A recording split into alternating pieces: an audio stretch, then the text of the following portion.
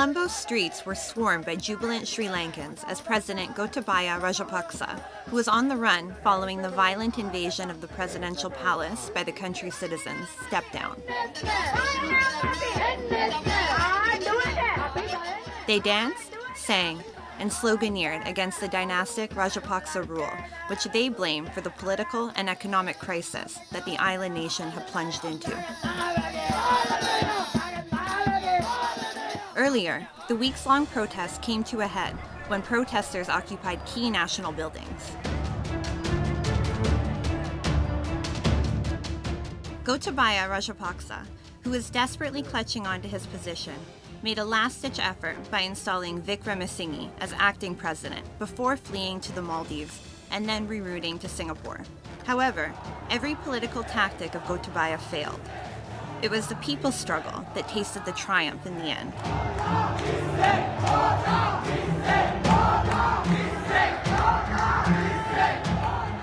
The whole country will celebrate today because it's a big victory.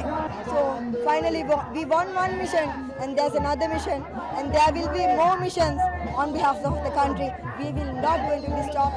We are going to protest against all of the corrupted leaders. While the country is expected to witness a leadership change in the coming days, it is important to understand how Sri Lanka faced this unprecedented economic cum political crisis. The anger was simmering in Sri Lanka for months. People's daily lives had turned upside down, owing to the Forex crisis that crippled Sri Lanka's ability to purchase food, fuel, and medicine.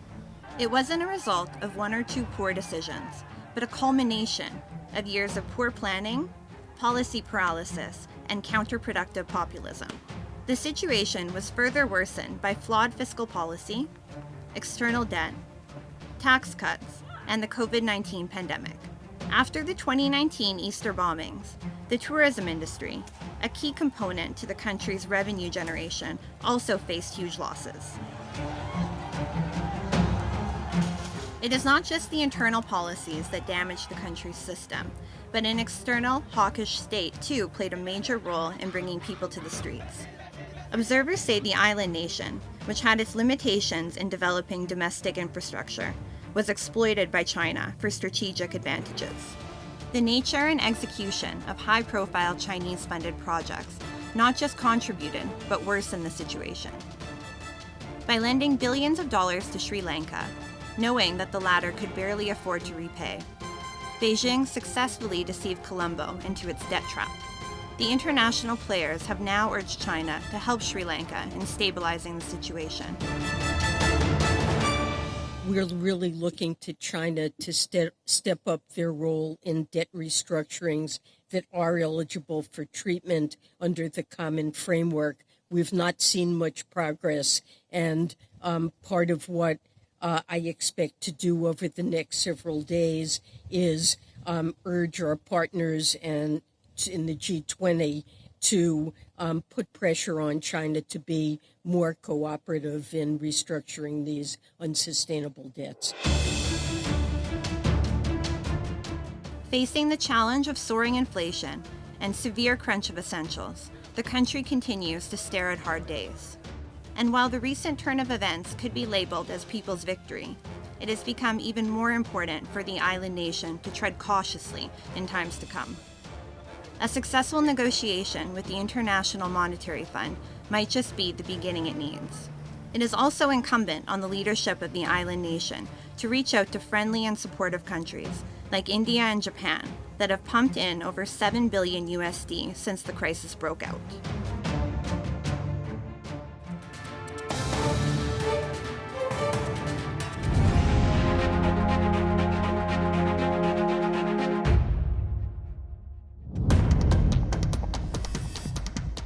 Since the 9/11 attacks by Al-Qaeda against the United States, Pakistan remains at the core of global terrorism.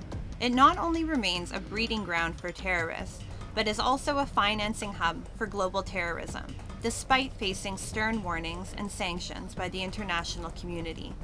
Though Islamabad pledges to fight terrorism, the existence of global terror outfits in the country raises questions over its commitment. The recent decision of the Financial Action Task Force, or the FATF, at its June 2022 plenary to keep Pakistan on the gray list, once again reiterated the global community's reluctance to trust Pakistan on its commitment to remove terror from its soil. The FATF's gray list is reserved for those countries that require additional monitoring, as they are suspected to be involved in terrorism financing. The fact that Pakistan is a terrorist sponsoring state, that it has supported terrorism both against India and into Afghanistan, is very well known, very well documented across the world. They are on, terrorist organizations in Pakistan are on terrorist listings of America, Europe, the United Nations, a variety of countries as well, other countries as well. So there's no doubt about Pakistan's role. According to the latest U.S. congressional report on terrorism, Pakistan is home to at least 12 groups designated as foreign terrorist organizations.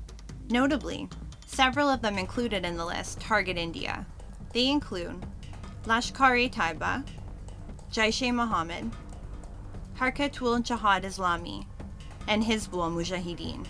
Despite Pakistan's name routinely popping up as a major global terror hub, the FATF remains hesitant to designate Pakistan in its blacklist, which is reserved for countries that are hubs for terror financing and money laundering, both of which remain prevalent in Pakistan.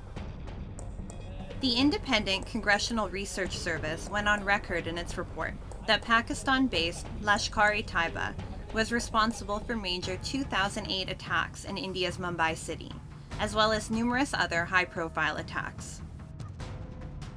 Pakistan's deft ploys, crafty diplomacy, and skilled manipulation of banking records has thus far hoodwinked the financial watchdog's rating system, with multiple FATF deadlines passing for Pakistan to comply with safe and trusted global banking practices.